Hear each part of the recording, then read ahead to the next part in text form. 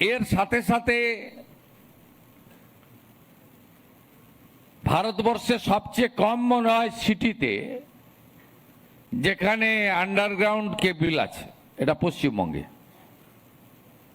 আমরা এটা নজর দিইনি। এটা শুধু বিদ্যুৎ দপ্তরের কাজ নয়, ভারত সরকারের আরবান ডেভেলপমেন্ট মিনিস্ট্রির সঙ্গেও করা যেতে পারে। একটা বিরাট অঙ্কের টাকা পড়ে রয়েছে, পুরো টাকা ওরা দেয় না, কিছু টাকা সফট লোন নিতে হয় আর ভারত সরকার কিছু টাকা দেয়। তা আমাদের পর্যটন কেন্দ্রগুলো এবং বড় সিটি কর্পোরেশনগুলো সেই সব জায়গায় আন্ডারগ্রাউন্ড কেবলের কাজ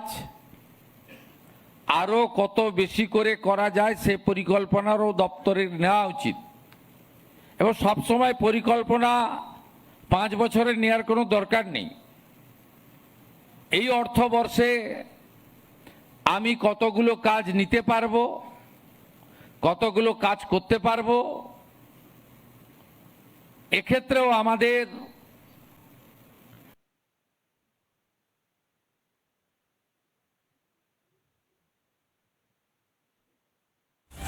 যে পুরনো তৈরি কাজকে আপগ্রেড করব, তার প্রয়োজনীয় অনেক দিন, বছরের পর বছর হয়ে গেছে, তাকে সুন্দর করে রিনোভেশন করব, রিপেয়ারিং করব, এটা প্রথম।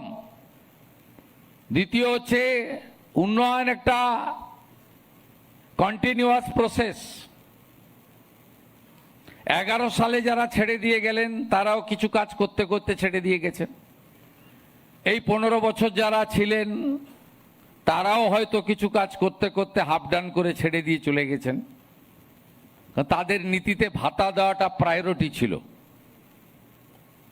তাই এই ধরনের অনেক দপ্তরই ওভারলুক হয়েছে। PWD, irrigation, power, horticulture, food processing, forest, fisheries, অসংখ্য দপ্তর ওভারলুক হয়েছে। তার ফলে ওই হাফ ডান হয়ে যে কাজগুলো আছে সেগুলোকে সম্পূর্ণ করা আমার সেকেন্ড প্রায়োরিটি। থার্ড প্রায়োরিটি, আমি ডিসেম্বরের মধ্যে কোন কাজগুলো করব তার ডিপিআর বানানো, আরএফপি তৈরি করা,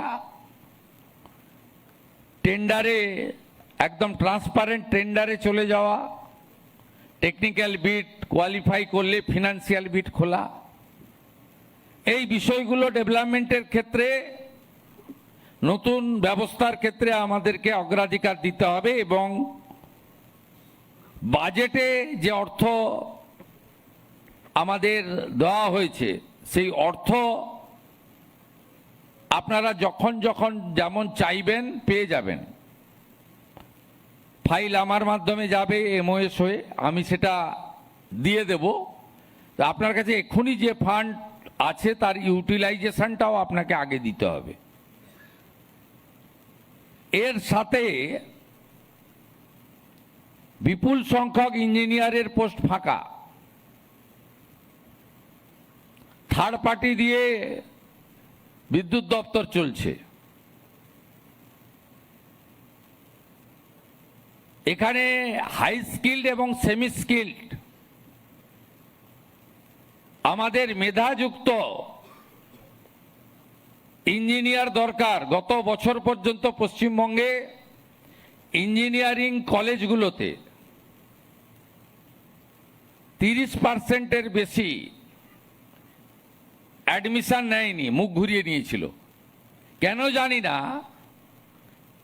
এই সরকার আসার পরে এইচএস এর রেজাল্ট বেরিয়েছে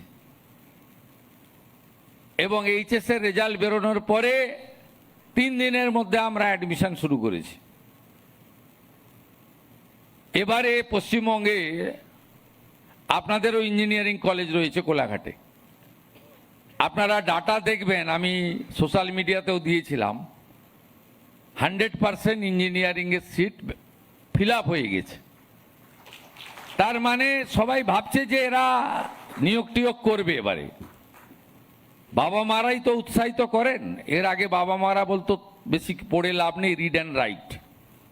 10 পর্যন্ত পড়ে, কারণ খরচ আছে তো। একটা মোটা বই কিনতে গেলে তো 500 টাকা লাগে, একটা ভালো ল্যাপটপ কিনতে গেলে 35-40 হাজার টাকা লাগে, একটা ট্যাব কিনতে গেলে 14,000 টাকা মিনিমাম লাগে। তো সব করে কি হবে, ইনভেস্ট করে, তারপরে সেমিস্টারের টাকা ইত্যাদি ইত্যাদি। তা হয়েছে, এর ফলে এরা যে এবছর ভর্তি হয়েছে এবছরই ইঞ্জিনিয়ারিং চাকরি পাবে তা নয়, কোর্স কমপ্লিট করতে হবে। আমরা চাই আপনাদের ভ্যাকেন্সিও যে আছে সেটা করতে। একটা আন্ডার প্রসেস আছে, আমি এই পদ্ধতি সমর্থন করি না যেটা ডিপার্টমেন্ট রিক্রুট করছে।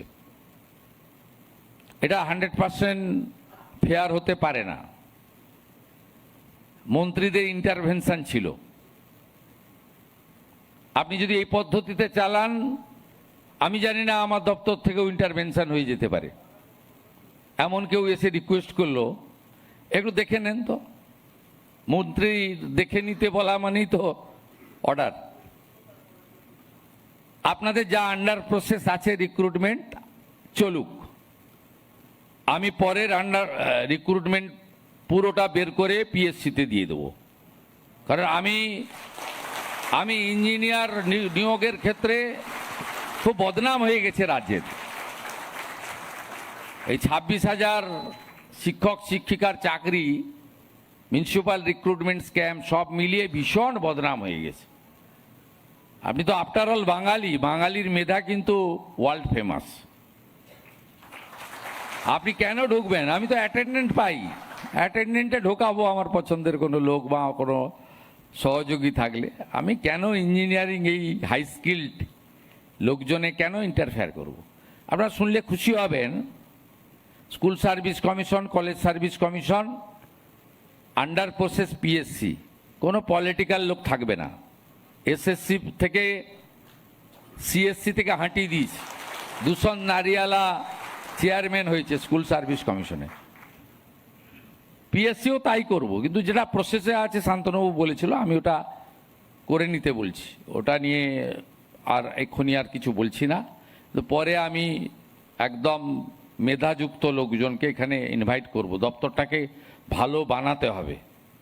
হিউম্যান রিসোর্স সবচেয়ে বড় জিনিস একটা দপ্তরের এবং একটা পরিষেবার ক্ষেত্রে।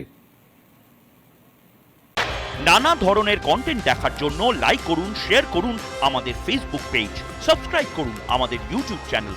পাশাপাশি অন্যান্য ব্রেকিং নিউজের জন্য অবশ্যই চোখ রাখুন রিপাবলিক বাংলায়।